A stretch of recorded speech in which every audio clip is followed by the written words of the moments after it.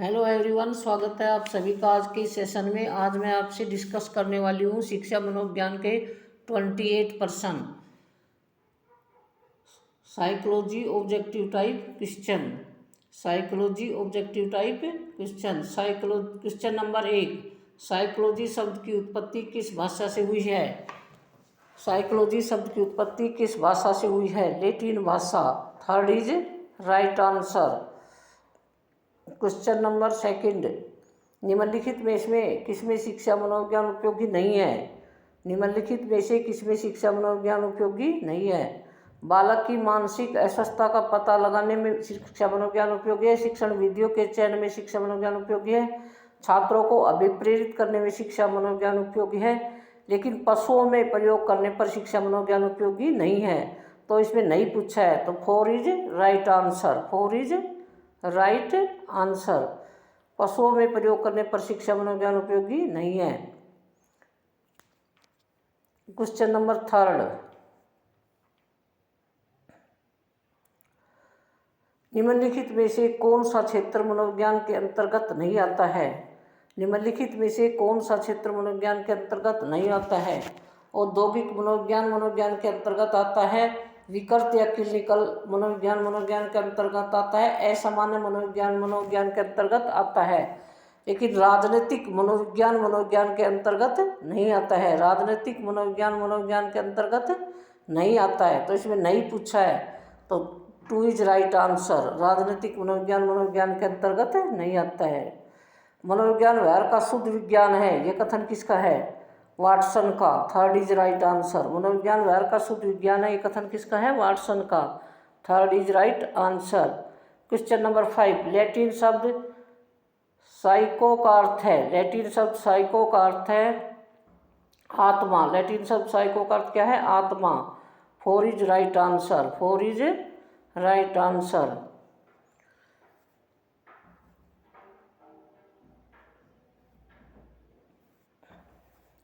Question number 6, निम्नलिखित में से कौन सा क्षेत्र मनोविज्ञान के अंतर्गत नहीं आता है? निम्नलिखित में से कौन सा क्षेत्र मनोविज्ञान के अंतर्गत नहीं आता है? असामान्य मनोविज्ञान के अंतर्गत आता है। औद्योगिक मनोविज्ञान के अंतर्गत आता है। पशु मनोविज्ञान के अंतर्गत आता है। आर्थिक मनोविज्ञान के अंतर्गत नहीं आता है, तो इसमें नहीं पूछा है, तो क्या होगा? आर्थिक मनोविज्ञान। आर्थिक मनोविज्ञान। तो आर्थिक और राजनीतिक मनोविज्ञान के अंतर्गत नहीं आते हैं, तो इसमें क्या आएगा? आर्थिक मनोविज्ञान। Third is right answer. शिक्षा मनोविज्ञान का अध्ययन शिक्षक को इसलिए करना चाहिए ताकि शिक्षण को अधिक प्रभावी बना सके। 4 इज राइट आंसर। शिक्षा मनोविज्ञान का अध्ययन शिक्षक को इसलिए करना चाहिए ताकि शिक्षण को अधिक प्रभावी बना सके। 4 is right answer. Question number 8, वर्तमान समय में मनोविज्ञान है। वर्तमान समय में मनोविज्ञान है। व्यवहार का विज्ञान। 2 is right answer. 2 is right answer. Question number 9, तुम मुझे कोई भी बालक दो और मैं उसे कुछ भी बना सकता हूँ, यह दावा किसका है? तुम मुझे कोई भी बालक दो, मैं उसे कुछ भी बना सकता हूँ, यह दावा किसका है? यह दावा है वाटसन का। यह दावा किसका है? वाटसन का। Third is right answer. यह दावा किसका है? वाटसन का। Third is right answer.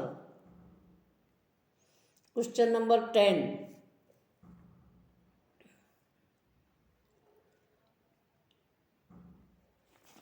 शिक्षा की प्रक्रिया में प्रेरणा का महत्व है। शिक्षा की प्रक्रिया में प्रेरणा का महत्व। इस बात को ध्यान में रखें, जो अध्यापक को निम्न में से कौन सा कार्य नहीं करना चाहिए? अध्यापक को कौन सा कार्य नहीं करना चाहिए? कार्य के लक्ष्य को स्पष्ट करना चाहिए। शिक्षार्थी को सामाजिक कार्यों में भाग लेने का अवसर प्रदान करना चाहिए।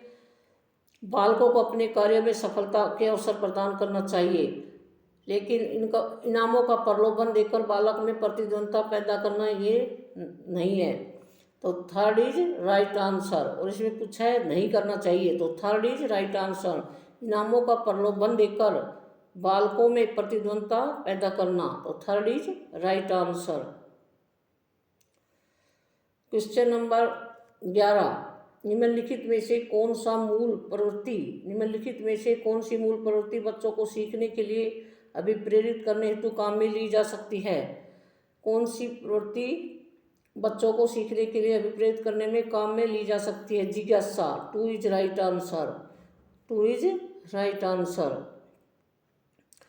क्वेश्चन नंबर 12, वर्तमान में शिक्षा मनोविज्ञान का अध्ययन विषय है। वर्तमान में शिक्षा मनोविज्ञान का अध्ययन विषय है मानव व्यवहार, मानव व्यवहार, थर्ड इज राइट आंसर, मानव व्यवहार, third is right answer. Question number 13,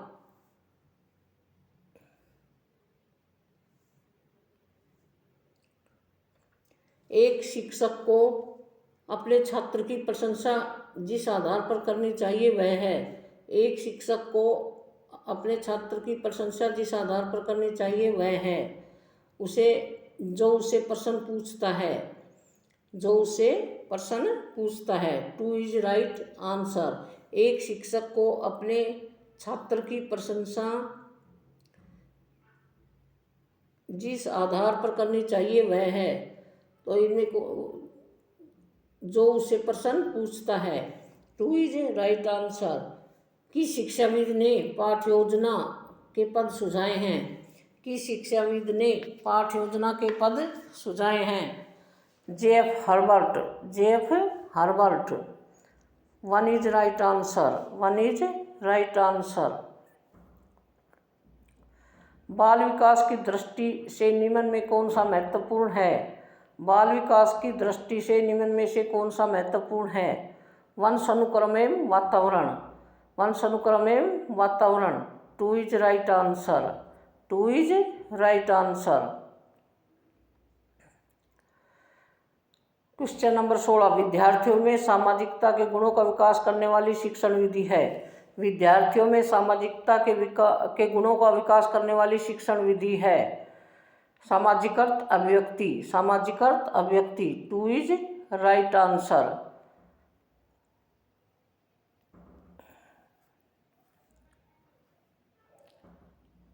question number 17,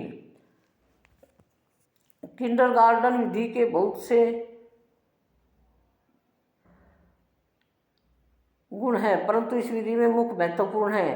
kindergarten विधि के बहुत से गुण हैं परंतु इस विधि में महत्वपूर्ण है खेल एवं करके सीखना। सबसे महत्वपूर्ण कौन सा है? खेल एवं करके सीखना। निरीक्षण द्वारा सीखना भी है, परियोजना विधि भी है, लेकिन समीपता द्वारा सीखना भी है, लेकिन सबसे महत्वपूर्ण कौन सा है? खेल करके सीखना। तो four is right answer, four is right answer, खेल करके सीखना, फोर इज राइट आंसर। शिक्षा मनोविज्ञान अध्यापक की मदद करता है, शिक्षा मनोविज्ञान अध्यापक की मदद करता है। वह अध्यापक को अधिगम के नियमों एवं प्रक्रियाओं के प्रति एक वैज्ञानिक दृष्टिकोण प्रदान करता है, फोर इज राइट आंसर। शिक्षा मनोविज्ञान अध्यापक की मदद करता है जब वह अध्यापक को अधिगम के नियमों एवं प्रक्रियाओं के प्रति एक वैज्ञानिक दृष्टिकोण प्रदान करता है, four is right answer. Question number 19, शिक्षण से अधिगम पर बल देने वाला परिवर्तन हो सकता है। शिक्षण से अधिगम पर बल देने वाला परिवर्तन हो सकता है बाल केंद्रित शिक्षा पद्धति अपनाकर, बाल केंद्रित शिक्षा पद्धति अपनाकर, one is right answer. Question number 20, शिक्षा मनुष्य में अंतर्निहित क्षमता का परिपूर्णता से विकास करती है, ये कथन किसका है? शिक्षा मनुष्य में अंतर्निहित क्षमता का पूर्णता से विकास करती है, ये कथन किसका है? विवेकानंद का। किसका है? विवेकानंद का। तो इसमें का कीवर्ड क्या है? इसका कीवर्ड क्या है? अंतर्निहित। इसका कीवर्ड क्या है? अंतर्निहित। तो जिस परिभाषा में अंतर्निहित शब्द आ जाए, जिस परिभाषा में अंतर्निहित शब्द आ जाए वो परिभाषा किसकी होगी? विवेकानंद की। तो इसको कैसे याद करेंगे? जिस परिभाषा में अंतर्निहित शब्द आ जाए वो परिभाषा किसकी होगी? विवेकानंद की। Question number 21,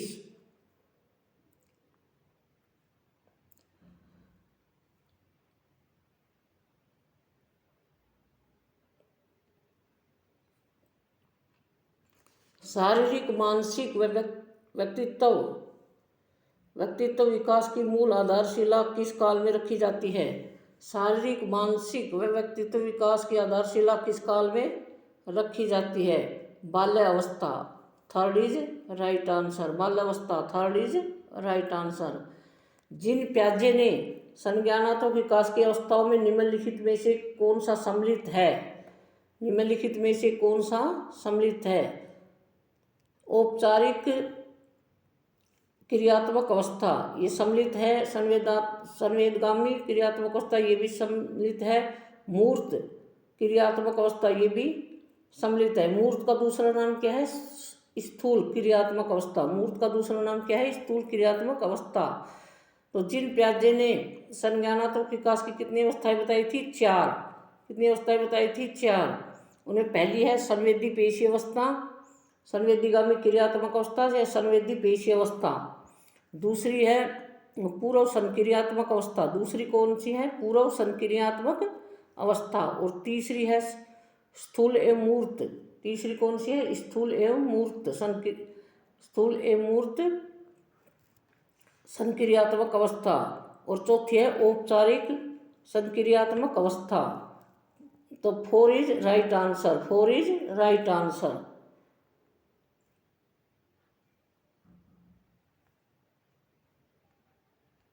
question number 23। Question number 23।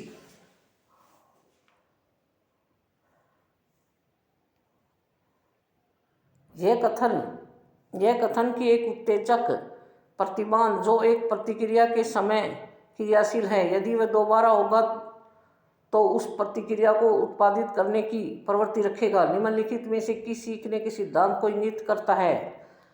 किस सीखने के सिद्धांत को इंगित करता है?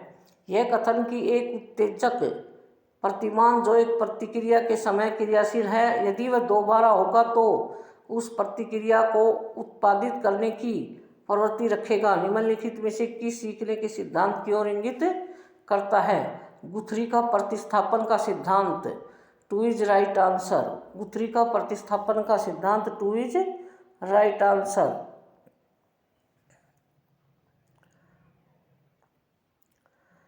शिक्षण अधिगम में मनोविज्ञान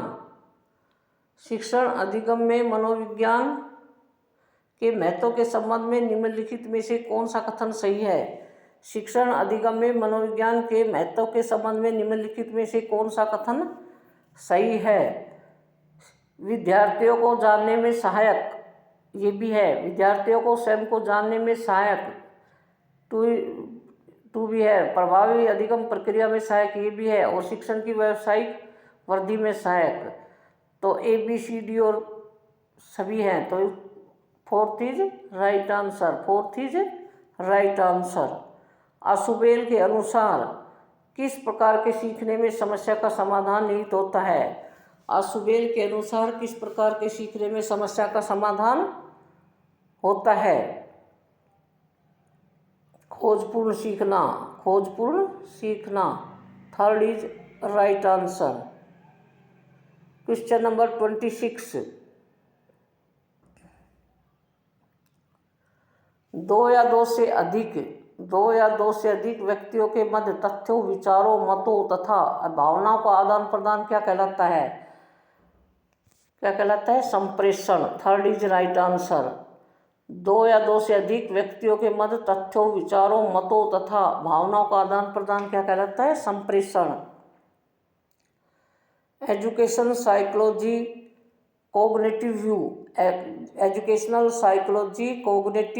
व्यू पुस्तक किसकी है? डेविड आशुबेल की। किस मनोवैज्ञानिक की है? एजुकेशनल साइकोलॉजी कोग्निटिव व्यू पुस्तक किस मनोवैज्ञानिक की है? डेविड आशुबेल की। 2 इज राइट आंसर। ये आशुबेल है। आशुबेल डेविड आशुबेल की।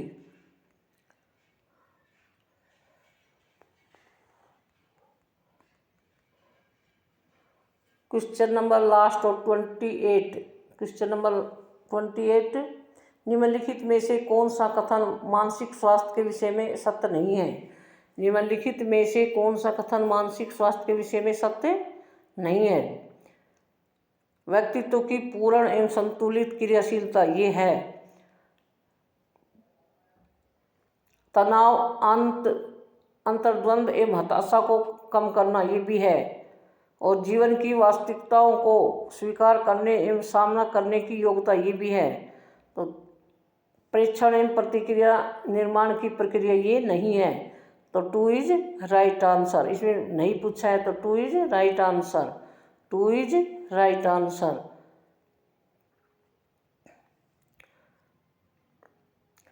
दोस्तों हमारे चैनल को लाइक शेयर और सब्सक्राइब करें। जय हिंद, जय भारत।